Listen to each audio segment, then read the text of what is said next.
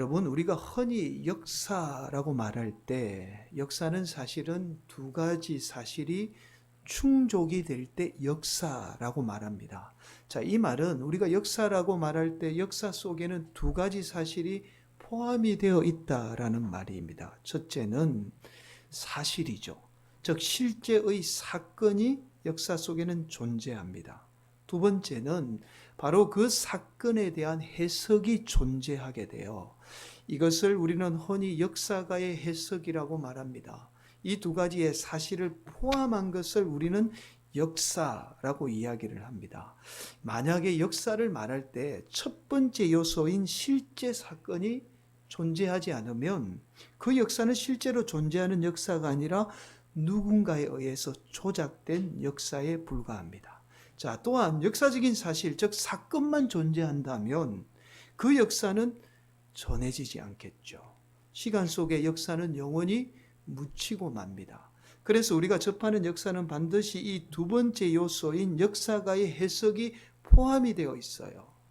자, 그래서 우리가 역사라고 말할 때 이 두 가지를 포함한 것을 역사라고 말하게 되는 거죠. 여기에서 중요한 것이 바로 첫 번째인 역사적인 사건도 중요하지만 그 사건에 대해서 전하는 역사가의 해석도 아주 중요합니다. 그 역사에 대해서 어떻게 해석하고 전하느냐에 따라서 그 역사는 완전히 다른 역사가 되는 거죠.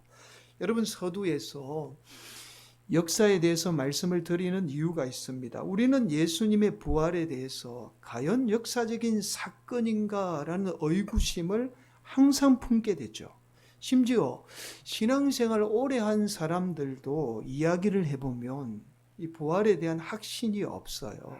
또한 신앙이 좋다는 사람들도 이 부활에 대한 역사성에 대해서 의구심을 갖고 계시는 분이 꽤 많이 있습니다. 자, 서두에서 말씀을 드렸듯이 예수님의 부활이 역사적인 사실로 받아들여지기 위해서는 이 두 가지 사실이 충족이 되어야 됩니다. 첫째는 과연 역사적인 사실이었는가이죠. 보통 우리가 잘 알고 있는 역사는 대부분의 후대에 기록된 기록의 산물이에요. 여러분, 후대의 기록을 통해서 그 역사를 우리가 접하게 됩니다. 우리가 접하는 대부분의 역사는 후대에 짧게는 수십 년에서 수백 년 후에 기록된 역사를 우리가 믿고 있는 거예요. 아무 의심하지 않습니다. 받아들이고 있죠. 대부분 의심하지 않아요. 반면에 예수님의 부활에 관한 기록은 예수님의 부활 후에 15년에서 30년 사이에 다 기록이 되었습니다. 고린도전후서, 마태, 마가, 누가, 요한복음만 후대에 기록이 되었지 대부분은 다 15년에서 30년 사이에 기록이 되었어요. 이 말은 곧 예수님의 부활에 대해서 기록할 때는 적어도 많은 사람이 이 예수님의 부활에 대해서 알고 있었다는 말입니다. 자, 그렇다면 진리를 말하는 종교라고 외치면서 예수님의 부활을 거짓으로 꾸며낸다면 과연 그 종교를 믿을 사람이 있을까요? 오히려 거짓을 일삼는 거짓 종교라는 비난을 받게 될 겁니다. 그렇다면 상식적으로 생각해도 바보가 아닌 이상은 우리는 예수님의 부활을 쉽게 거짓으로 꾸며낼 수 없다는 결론에 도달하게 되죠. 자, 두 번째 사실인 역사는 역사가의 해석이 중요하다라는 말씀을 들었습니다. 자, 우리가 역사라고 말할 때는 그 역사적인 사실뿐만 아니라 그 역사를 해석하는 이 역사가를 신뢰하는 동의가 암암리에 포함이 되어 있어요. 여러분, 이 말은 조금 어렵게 들릴 수 있습니다. 쉽게 말씀을 드리면 그 역사를 전하는 역사가를 우리가 신뢰하기 때문에 우리는 그 역사를 믿게 되는 거죠.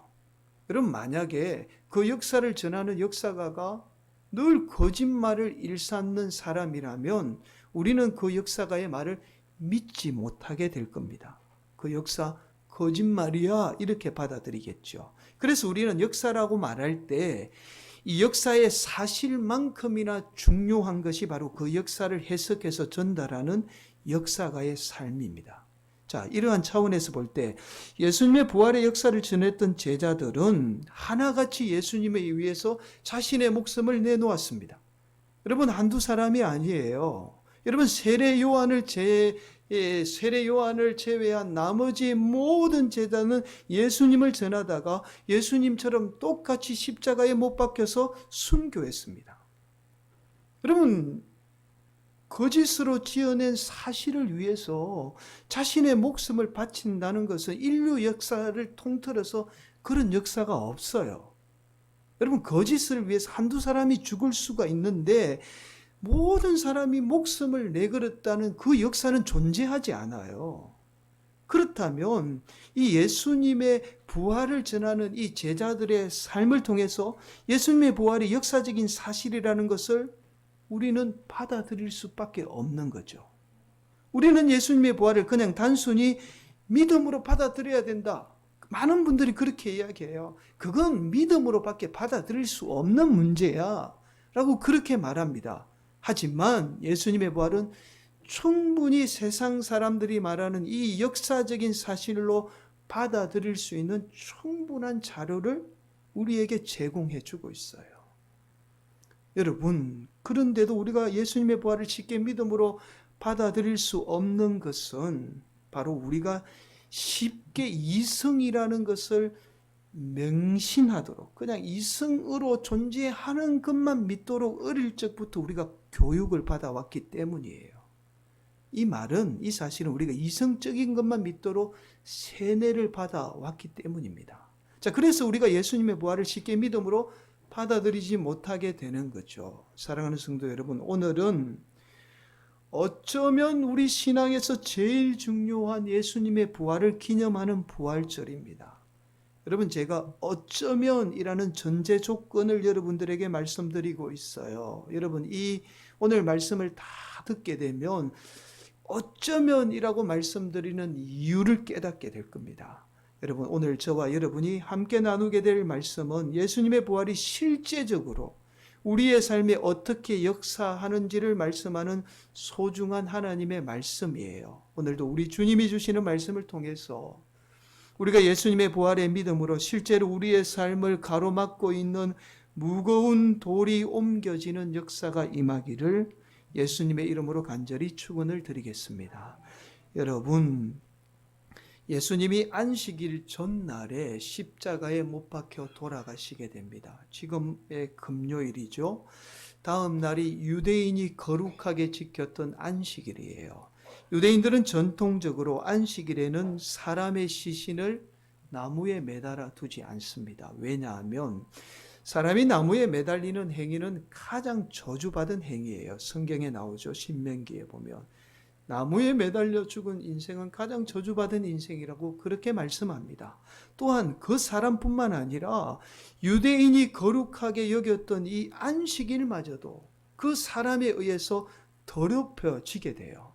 자, 그래서 안식일 전날입니다. 금요일 저녁에 예수님의 시신을 아리마대 요셉 개인의 무덤에 장사하게 되죠. 자, 여러분, 오늘 본문에 의하면 대제사장들과 바리새인들이 빌라도에게 찾아가서 이런 예수님의 무덤을 굳게 지켜달라고 요청하게 됩니다.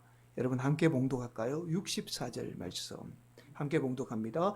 그러므로 명령하여 그 무덤을 사흘까지 굳게 지키게 하소서. 그의 제자들이 와서 시체를 도둑질하여 가고 백성에게 말하되 그가 죽은 자 가운데서 살아났다 하면 후에 속임이 전보다 더 클까 하나이다 하니.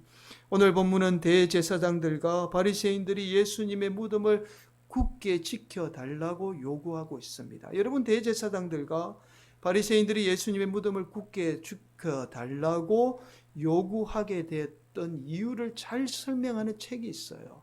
여러분, 존 웬함이라는 신학자가 있습니다. 마태복음을 전문적으로 연구한 신학자인데요. 이분이 쓰신 부활절 수수께끼라는 책에 의하면 이 대제사장들과 바리새인들이 예수님의 무덤을 돌로 막고는 굳게 지켜달라고 요구한 세 가지를 아주 상세하게 설명을 하고 있습니다. 첫 번째가 대제사장들과 바리새인들이 예수님에 대해서 두려움을 가지고 있었다라고 말합니다.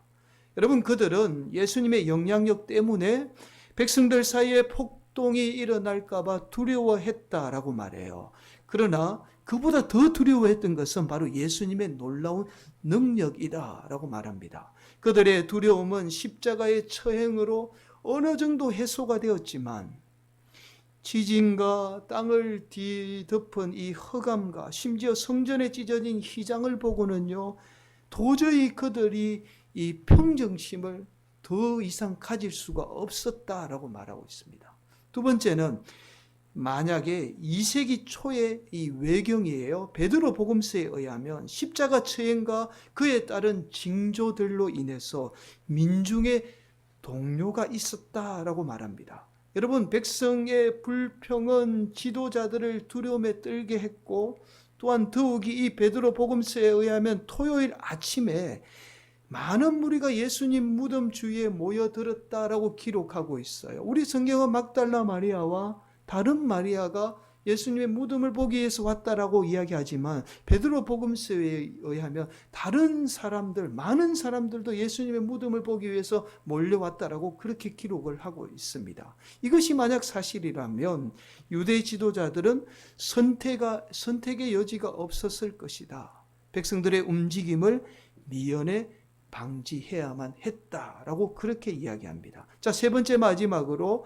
대제사장들과 바리새인들은 예수님이 3일 만에 다시 살아날 것이라는 소문에 대해서 알고 있었고, 또한 소문에 대해서 걱정했다라고 말합니다. 마태복음에 의하면 성전을 헐고 사흘 만에 다시 일으킬 것이라는 이 예수님의 말씀과 또한 재판 자리에서, 그리고 예수님의 십자가에 달렸을 때에 이 3일 만에 부활할 것을 예수님이 부활할 것을 강조하고 있다라는 거예요. 그래서 당국은 이러한 마태의 주장에 대해서 확실히 알고 있었고, 대제사장들과 바리새인들은 제자들이 이 무덤을 탈취하거나 해서 그 소문의 진실 같은 것이 더해지는 것을 막기 위해서 단호하게 결단할 수밖에 없었다라고 그렇게 이야기합니다. 여러분, 대제사장들과 바리새인들은 예수님이 3일 만에 부활하게 되면 자신들에게 닥칠 일들에 대해서 두려움을 갖고 있었던 거죠.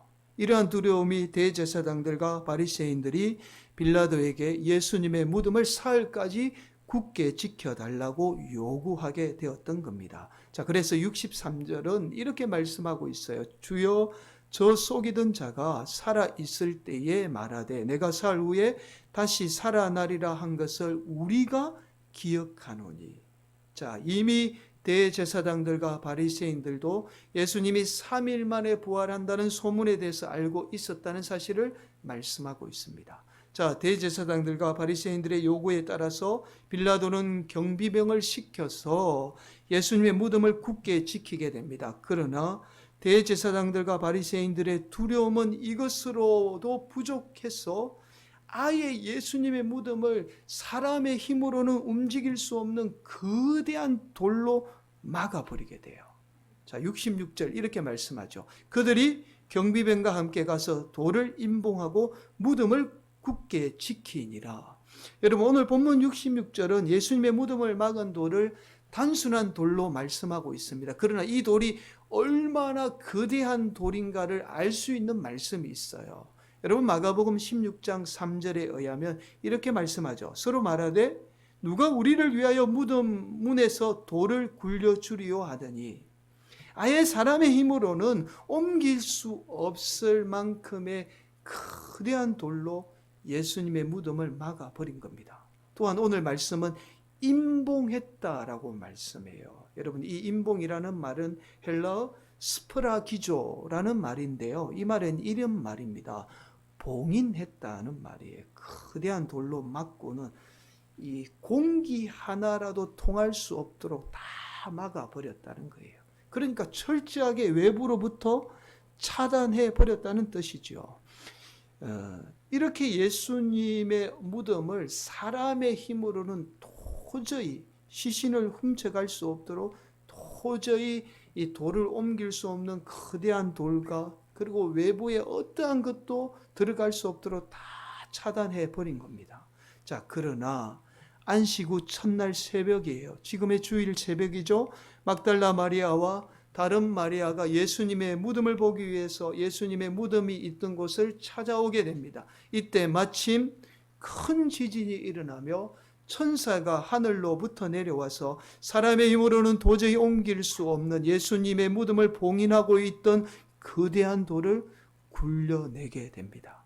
여러분, 28장 2절 말씀, 큰 지진이 나며 주의 천사가 하늘로부터 내려와 돌을 굴려내고 그 위에 앉았는데, 막달라 마리아와 다른 마리아가 예수님의 무덤을 보기 위해서 왔다가 거대한 돌을 굴려내고 그 위에 앉은 천사의 모습을 보게 됩니다. 여러분, 이 모습을 함께 지켜보고 있던 이 경비병들은 놀라움을 금치 못하며 무서워 떨며 마치 죽은 사람과 같이 되었다라고 기록하고 있지요. 여러분, 4절입니다. 함께 봉독할까요? 지키던 자들이 그를 무서워하여 떨며 죽은 사람과 같이 되었더라. 여러분, 3일 전만 해도 자신들이 직접 손으로 죽인 예수님이 자신들 앞에 살아있으니 이 경비병들이 무서워서 두려움에 떨 수밖에 없었던 거죠. 3일 전만 해도 자신들이 죽였던 예수님이 살아있으니까 아무리 제대로 된 군사훈련을 받은 용감한 군인이라고 해도 이러한 상황에 맞닥뜨리게 되면 무서워서 두려움에 떨 수밖에 없었던 거예요. 자, 이 모습을 지켜보던 막달라 마리아와 다른 마리아도 무서워서 두려움에 떨고 있는 모습을 보고는 천사가 이렇게 말씀해요. 여러분, 5절, 6절, 7절 함께 봉독합니다. 천사가 여자에게 말하여 이르되 너희는 무서워하지 말라. 십자가에 못 박힌 예수를 너희가 찾는 줄로 내가 아노라. 그가 여기 계시지 않고 그가 말씀하시는 대로 살아나셨느니라. 와서 그가 누우셨던 것을 보라. 또 빨리 가서 그의 제자들에게 이르되 그가 죽은 자 가운데서 살아나셨고 너희보다 먼저 갈릴리로 가시나니 거기서 너희가 배우리라 하라. 보라, 내가 너희에게 일렀느니라 하거늘. 여러분, 처음 예수님의 부활을 목격한 이 막달라 마리아와 다른 마리아도 너무 무서운 나머지 예수님의 부활을 믿지 못했습니다.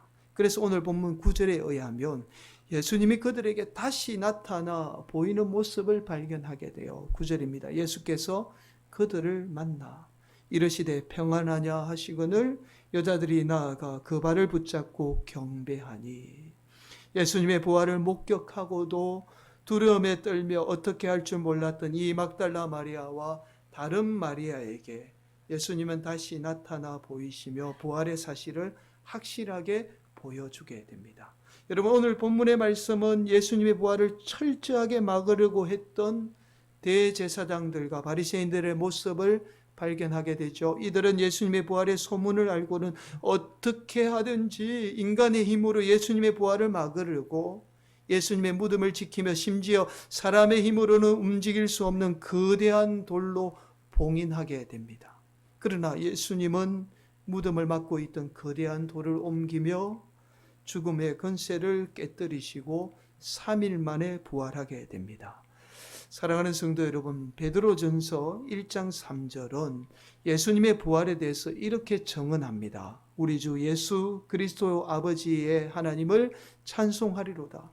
그의 많으신 긍휼대로 예수 그리스도를 죽은 자 가운데서 부활하게 하심으로 말미암아 우리를 거듭나게 하사 산 소망이 있게 하시며. 여러분, 여기에서 산 소망은 예수님의 부활은 단순히 죽음의 권세를 깨뜨렸을 뿐만 아니라 우리에게 산 소망이 있게 하신다라고 말씀하죠.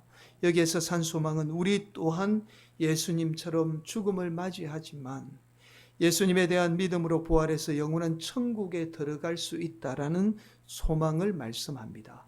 또한 이 부활의 소망은 단순히 우리의 삶의 죽음의 문제만을 말씀하는 소망이 아닙니다.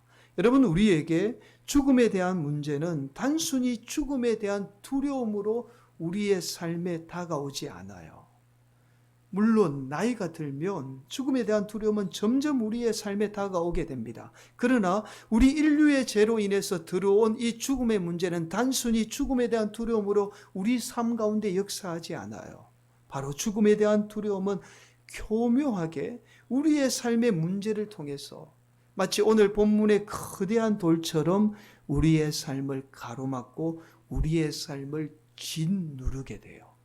이것이 바로 죽음의 권세가 우리의 삶을 지배하는 방법입니다. 여러분, 우리가 살아가면서 우리의 삶을 짓누르는 많은 문제들을 만나게 돼요. 지금도 우리 성도들 가운데 우리의 삶을 짓누르는 문제들이 있을 겁니다. 이러한 우리의 삶을 짓누르는 문제들이 단순히 우리는 우리의 삶의 문제 때문이라고 생각하죠. 그러나 실제로 우리의 삶을 짓누르는 것은 단순히 우리의 삶의 문제 때문이 아니라 바로 죽음의 권세가 우리의 삶을 짓누르고 있기 때문이에요. 그래서 우리에게 부활의 신앙이 중요합니다. 우리가 부활의 신앙을 소유하게 되면 우리의 삶을 짓누르는 많은 문제들로부터 우리는 자유함을 누리게 돼요. 오늘도 우리의 삶을 짓누르는 많은 문제들로부터 우리를 이겨내는 힘이 바로 부활의 신앙이에요. 그래서 오늘 본문 4절은 이렇게 말씀하고 있는 거죠. 지키던 자들이 그를 무서워하여 떨며 죽은 사람과 같이 되었더라. 부활의 신앙을 가진 자와 부활의 신앙을 가지지 못한 자의 모습을 그대로 보여주는 말씀입니다. 여러분, 오늘 본문에 나오는 경비병은 철저하게 훈련받은 군인이에요. 로마의 정예 부대입니다. 그런데도 그들은 두려움에 떨면서 살아있지만 두려움에 짓눌려 죽은 자와 같이 되었다라고 말씀하고 있어요. 반면에 예수님은 죽은 자 같지만 살아서 역사하는 모습을 우리는 보게 되는 겁니다. 이처럼 우리가 부활의 신앙을 소유하게 되면 나도 예수님을 믿으면 예수님처럼 살 수 있다는 그 믿음을 가지게 돼요. 이것은 우리의 삶에 아무리 우리를 두려움에 떨게 하는 우리의 삶을 짓누르는 문제가 있어도 그 짓누르는 문제인 돌이 옮겨지는 역사를 경험하게 돼요. 사랑하는 성도 여러분, 오늘 본문의 대제사장들과 바리새인들, 심지어 경비병들이 두려움에 떠는 모습을 발견하게 됩니다. 오히려 그들이 삶의 두려움에 짓눌러 있는 모습을 우리는 발견하게 돼요. 여러분, 대제사장들과 바리새인들, 심지어 경비병은 세상적으로 볼 때 전혀 두려움에 떨 만한 인물이 아니에요. 두려움에 떨 사람들이 아닙니다. 세상의 권력을 가졌고 세상의 힘을 가졌던 사람들이에요. 여러분, 우리가 많이 가졌다고 해서 높은 지위에 오른다고 해서 두려움이 없는 게 아니에요. 많이 가지고 높은 자리에 올라도 얼마든지 우리 인생을 짓누르는 문제들을 우리가 만나게 됩니다. 그러나 우리가 예수님으로 인해서 부활의 신앙을 소유하게 되면 날마다 우리를 많은 문제로 인해서 두려움에 떨게 하고 우리의 삶을 짓누르는 이 죽음의 권세인 돌이 옮겨지는 역사를 경험하게 돼요. 여러분, 그래서 우리가 예수님의 부활을 믿는 신앙은 단순히 우리가 믿음으로 끝나는 게 아니에요. 그냥 믿음으로 끝나는 게 아닙니다. 실제로 우리의 삶을 짓누르는 죽음의 권세로부터 돌이 옮겨지는 놀라운 역사를 경험하는 것이 바로 부활의 신앙이에요. 오늘도 우리 성도들이 이 부활의 신앙으로 우리의 삶을 짓누르는 많은 문제들로부터 돌이 옮겨지는 역사가 임하기를 예수님의 이름으로 간절히 축원을 드립니다. 여러분, 구약의 다니엘서에 의하면 당시 왕이었던 다리오 왕이 조서를 내려서 30일 동안 다른 신을 섬기지 말며 오직 왕만을 섬기도록 명령을 내리게 됩니다. 이때 다니엘은 매일 하던 대로 하루 3번 예루살렘을 향해서 기도하게 되죠. 이 모습을 지켜본 평소에 다니엘이 왕의 총애를 받으니까 평소에 다니엘의 모습을 못마땅하게 여겼던 신하들이 다니엘을 왕에게 고소하게 됩니다. 왕은 신하들의 말을 듣고 근심하지만 신하들의 말을 이기지 못해 다니엘을 사자굴에 던지게 되죠. 다니엘서 6장 17절은 이렇게 말씀하고 있습니다. 이에 돌을 굴려다가 굴어기를 막음에 왕이 그의 도장과 귀족들의 도장으로 봉하였으니 이는 다니엘에 대한 조치를 고치지 못하게 하려 함이었더라. 이때 오늘 말씀처럼 돌을 굴려다가 사자 굴 입구를 막았다라고 말씀해요. 또한 조서에 도장을 찍고는 봉인했다라고 말씀합니다. 사람들이 도저히 고치지 못하도록 다 막은 거예요. 그렇게 다니엘을 사자 굴에 던진 겁니다. 그리고는 이튿날에 왕은 신하들의 말을 듣고 다니엘을 사자굴에 던진 것을 후회하며 다니엘이 있던 사자굴로 달려가게 됩니다. 그러나 다니엘은 머리털 하나도 상하지 않고 다리오 왕에게 이렇게 말씀해요. 다니엘서 6장 22절 말씀입니다. 나의 하나님이 이미 그의 천사를 보내어 사자들의 임을 보응하였었으므로 사자들이 나를 상해하지 못하여 싸우니 이는 나의 무죄함이 그 앞에 명백함이오며 또 왕이여 나는 왕에게도 해를 끼치지 아니하였나이다 하니라. 사랑하는 성도 여러분, 오늘도 저와 여러분이 사자굴에 던져진 두려운 현실 가운데 저와 여러분이 놓여 있습니다. 심지어 그 두려운 사자굴에서 빠져나올 수 없도록 세상이라 하는 거대한 돌은 오늘도 우리의 삶을 짓누르고 있습니다. 그러나 우리가 예수님을 믿는 부활의 신앙을 붙들게 되면 날마다 우리의 삶을 짓누르는 거대한 돌은 옮겨지는 역사를 경험하게 돼요. 반드시 저와 여러분의 삶에 천사가 나타나서 이 말은 하나님이 도와주신다는 말씀이죠. 내 힘으로 옮길 수 없는 거대한 돌이 옮겨지는 역사를 우리는 경험하게 됩니다. 오늘도 우리 성도들이 부활의 신앙으로 우리의 삶을 짓누르는 문제로부터 돌이 옮겨지는 은혜가 임하기를 예수님의 이름으로 간절히 축원을 드리겠습니다.